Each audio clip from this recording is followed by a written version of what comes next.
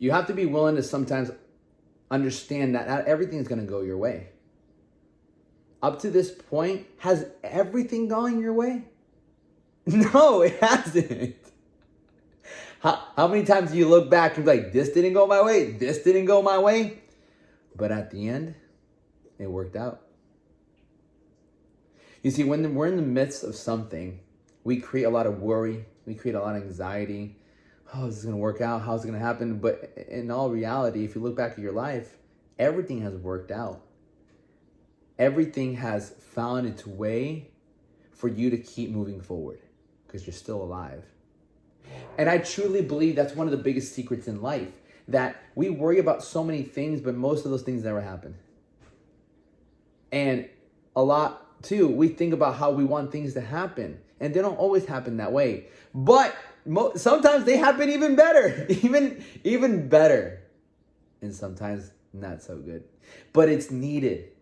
And I truly believe that's the mixture of life. I truly believe that's the most unique thing of life that I've learned to understand. As I've learned to cut more vices, restrain myself from a lot of pleasures, I've learned to have a much more clarity of being able to look at life and be like, it's all working out for us if we follow the right path. Well, Alex, what is the right path? Is Christianity following Jesus? Look, it's not a bad path.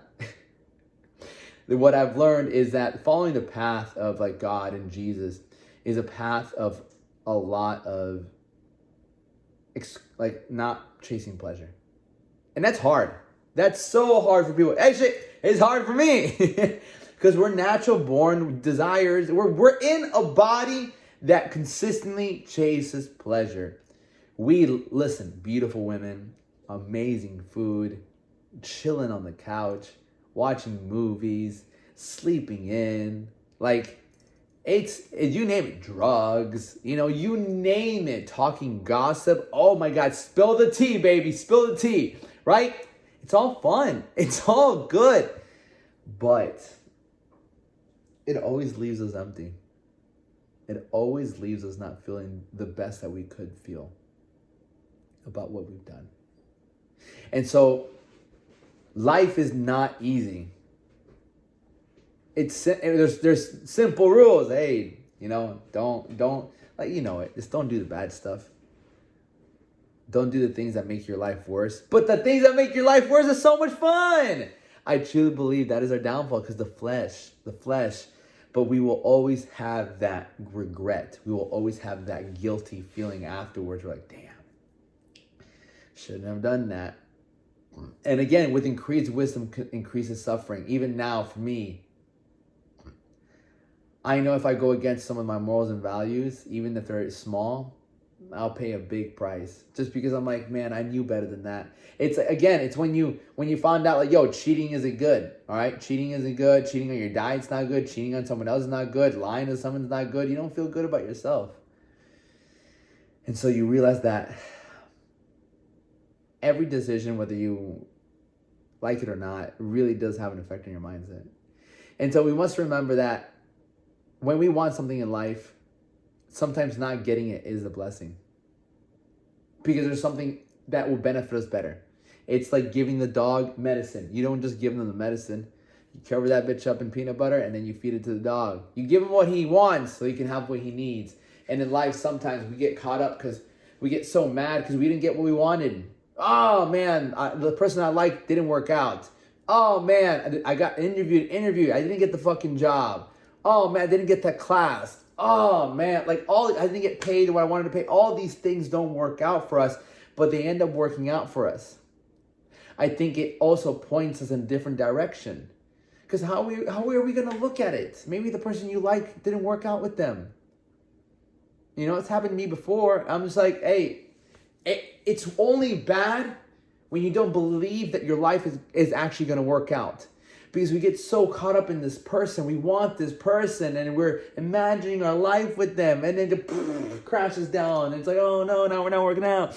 There goes my whole fantasy. We were married for like 5 years at this point. Or maybe that job. Oh, once I get this job, I'll be able to buy this car. I'll be able to move. Oh my God. And you don't get the job.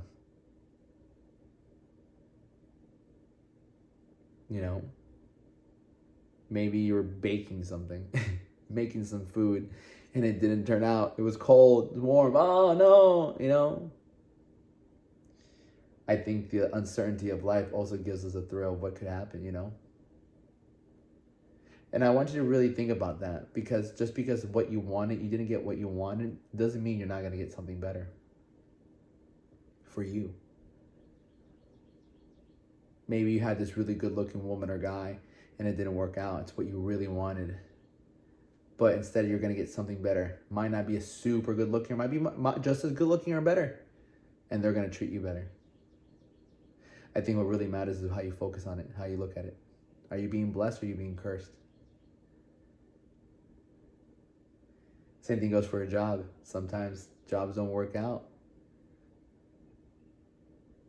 You never know what God's doing behind the scenes, but what you do know, what you can do, is restrain yourself from the things that are gonna make life worse. Things didn't work out with someone, you don't go out and get drunk. I'm so mad, didn't work out with this girl, I'm just gonna drink. It's not, no. Because your perspective is, it's a negative thing that it didn't work out. What if it was a good thing? What if down the road you found out she wasn't or he wasn't that good of a person? We can't see what God sees, but we can trust what God sees. And if you behave in a way that you're proud of, then there is no need to worry. Because God in his own way is watching over you. He wants the best for all of us. But that doesn't mean he won't punish you for doing some bad things. We can agree on this. If we live right, which is really hard, how could our life be wrong? You're doing good, but cut some vices out. And it's going to work out as long as you stay away from these vices that just keep pulling you down. I'll give you from personal experience. Like me jerking off. As a man, it's okay to masturbate in this world, but it's not. Since I've stopped doing it, 3, 4 weeks, 5 weeks, I feel stronger, I feel better. It's a big vice for me. And I've been doing it since I was like, 10 years old, 9 years old, 8 years old. You learn to restrain yourself from the things that pull at you, whether it might be alcohol for you, might be that weed, might be the gossip, might be the food. Once you start pinpointing what pulls at you the most, that is where your biggest strength lies. Because the devil tries to tempt you and take away your superpower. He tries to take away your superpower because he knows how strong you can be. But with great power comes great distraction. With great opportunity comes the opposite and equal amount of distraction. So understand, whatever you're being pulled towards, alcohol, sex, drugs, chilling, procrastination, especially procrastination. The devil wants you to procrastinate. This man's got too much potential. This man can change the world. This woman can change the world. Procrastinate. I'm going to make him or her think it's so difficult to do that they're not going to do it. They're just going to put it off. That's what procrastinate does. You procrastinate because you have so much potential being great. The devil has to go in there and make you feel like you're not good enough, you're not smart enough, you're not ready. He's just afraid that you actually do it and you live up to God's standards, because you can. So remember that. Don't let him stop you. Let's go.